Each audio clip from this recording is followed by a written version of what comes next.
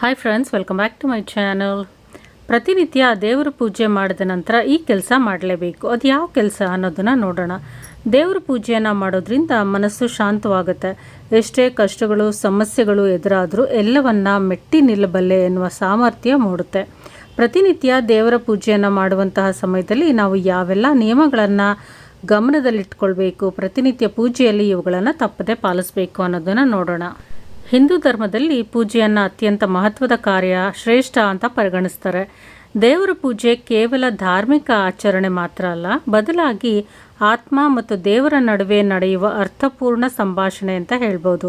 ಪ್ರತಿನಿತ್ಯ ದೇವರ ಪೂಜೆಯನ್ನು ಮಾಡೋದ್ರಿಂದ ಮನೆಯಲ್ಲಿ ಸಕಾರಾತ್ಮಕ ಶಕ್ತಿ ಮತ್ತು ಶಾಂತಿಯು ನೆಲೆಯಾಗುತ್ತೆ.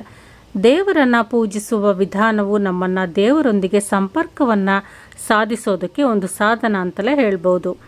ಪೂರ್ಣ ಭಕ್ತಿ ಹಾಗೂ ಶಿಸ್ತಿನಿಂದ ಪೂಜೆಯನ್ನು ಮಾಡಿದಾಗ ಅದು ಆಧ್ಯಾತ್ಮಿಕ ಶಾಂತಿಯನ್ನು ಕಂಡುಕೊಳ್ಳಲು ಸಹಾಯ ಮಾಡುತ್ತೆ. ದೇವರ ಪೂಜೆಯನ್ನು ಮಾಡುವಂತಹ ಸಮಯದಲ್ಲಿ ನಾವು ಈ ವಿಚಾರಗಳನ್ನು ಗಮನದಲ್ಲಿಟ್ಕೊಂಡು ಪೂಜೆಯನ್ನು ಮಾಡಬೇಕು. ಮೊದಲನೇದು, ಪೂಜೆ ಮಾಡುವಾಗ ಬಲಭಾಗದಲ್ಲಿ ಇವುಗಳನ್ನು ಇಟ್ಕೋಬೇಕು. ದೇವರ ಪೂಜೆಯನ್ನು ಮಾಡುವಾಗ ನಾವು ಪೂಜೆಗೆ ಅವಶ್ಯಕವಾದ ಎಲ್ಲ ರೀತಿಯ ವಸ್ತುಗಳನ್ನು ನಮ್ಮೊಂದಿಗೆ ಇಟ್ಕೊಂಡಿರಬೇಕು. ಪೂಜೆಯ ಮಧ್ಯದಲ್ಲಿ ಪೂಜೆ ಸಾಮಗ್ರಿಗಳನ್ನು ಹುಡುಕಿಕೊಂಡು ಎದ್ದು ಹೋಗಬಾರ್ದು. ಪೂಜೆಯ ಸಮಯದಲ್ಲಿ ನಾವು ಶಕ್ತಿಯ ಸಮತೋಲನವನ್ನು ಮತ್ತು ಶುದ್ಧತೆಯನ್ನು ಕಾಪಾಡಿಕೊಳ್ಳೋದಕ್ಕಾಗಿ ಪೂಜೆಗೆ ಬಳಸುವ ದೀಪಗಳನ್ನು, ಧೂಪ, ದ್ರವ್ಯವನ್ನು ಯಾವಾಗಲೂ ನಾವು ನಮ್ಮ ಬಲಭಾಗಕ್ಕೆ ಇಟ್ಕೊಂಡಿರಬೇಕು.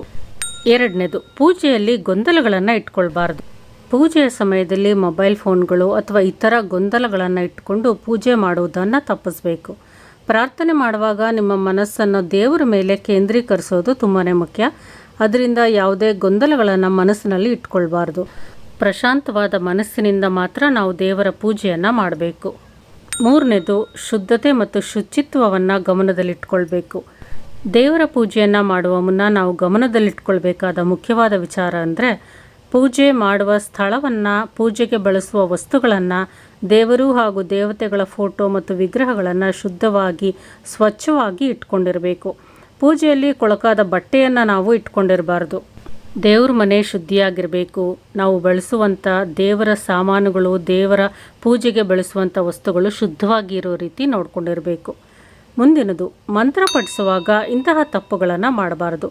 ದೇವರ ಪೂಜೆಯನ್ನು ಮಾಡುವಂಥ ಸಂದರ್ಭದಲ್ಲಿ ನಾವು ಮಂತ್ರಗಳನ್ನು ಯಾವುದೇ ಲೋಪಗಳಿಲ್ಲದೆ ಪಠಿಸಬೇಕು. ಮಂತ್ರಗಳನ್ನು ತಪ್ಪಾದ ರೀತಿಯಲ್ಲಿ ಯಾವುದೇ ಕಾರಣಕ್ಕೂ ಪಠಿಸಬಾರ್ದು. ಒಂದು ವೇಳೆ ನಿಮಗೆ ಯಾವುದೇ ದೇವರ ಮಂತ್ರ ಅಥವಾ ಸ್ತೋತ್ರಗಳು ತಿಳಿದೇ ಇದ್ದರೆ ಅಂತಹ ಸಂದರ್ಭದಲ್ಲಿ ನೀವು ಓಂ ಎನ್ನುವ ಶಬ್ದವನ್ನು ಪಠಿಸ್ತಾ ಪೂಜೆಯನ್ನು ಮಾಡಬಹುದು. ಮುಂದಿನದು, ಪೂಜೆ ಮುಗಿದ ನಂತರ ತಪ್ಪದೇ ಹೀಗೆ ಮಾಡಬೇಕು. ದೇವರ ಪೂಜೆ ಪೂರ್ಣಗೊಂಡ ಬಳಿಕ ಶುದ್ಧವಾದ ಮನಸ್ಸಿನಿಂದ ದೇವರನ್ನು ಪ್ರಾರ್ಥಿಸಬೇಕು. ಈ ಸಮಯದಲ್ಲಿ ದೇವರ ಮುಂದೆ ಎರಡೂ ಕೈಗಳನ್ನು ಮಡಚಿ ನಿಂತು ಪ್ರಾರ್ಥನೆಯನ್ನು ಮಾಡಿಕೊಳ್ಬೇಕು. ಬಳಿಕ ಕುಟುಂಬದ ಸದಸ್ಯರಿಗೆ ಅಥವಾ ನಿಮ್ಮ ಹತ್ತಿರದ ಯಾರಿಗಾದರೂ ಸಂತೋಷದಿಂದ ಮನಸ್ಪೂರ್ವಕವಾಗಿ ನಿಮ್ಮ ಕೈಲಾದಷ್ಟು ಹಣವನ್ನು ದಾನವನ್ನು ಮಾಡಬೇಕು. ಮುಂದಿನದು, ಪೂಜೆಗೆ ಬಳಸುವ ಹಣ್ಣು, ಹೂವುಗಳು ಶುದ್ಧವಾಗಿರಬೇಕು. ನಾವು ದೇವರನ್ನು ಪೂಜಿಸುವಂತಹ ಸಂದರ್ಭದಲ್ಲಿ ಶುದ್ಧವಾದ ಹೂವು ಮತ್ತು ಹಣ್ಣುಗಳನ್ನೇ ಬಳಸಬೇಕು. ಹಳೆಯ ಹೂಗಳನ್ನು, ಅಂದರೆ ನಿನ್ನೆ ಪೂಜೆಯಲ್ಲಿ ಅರ್ಪಿಸಿದ ಹೂವನ್ನೇ ಅರ್ಪಿಸೋದು ಅಥವಾ ಮಾರುಕಟ್ಟೆಯಿಂದ ಹಳೆಯ ಹೂಗಳನ್ನು ತಂದು ಅರ್ಪಿಸೋದು, ಮುದುಡಿದ ಹೂವನ್ನು ಅರ್ಪಿಸೋದು ಅಥವಾ ಒಣಗಿದ ಹೂವನ್ನು ಅರ್ಪಿಸೋದು ಸರಿಯಲ್ಲ.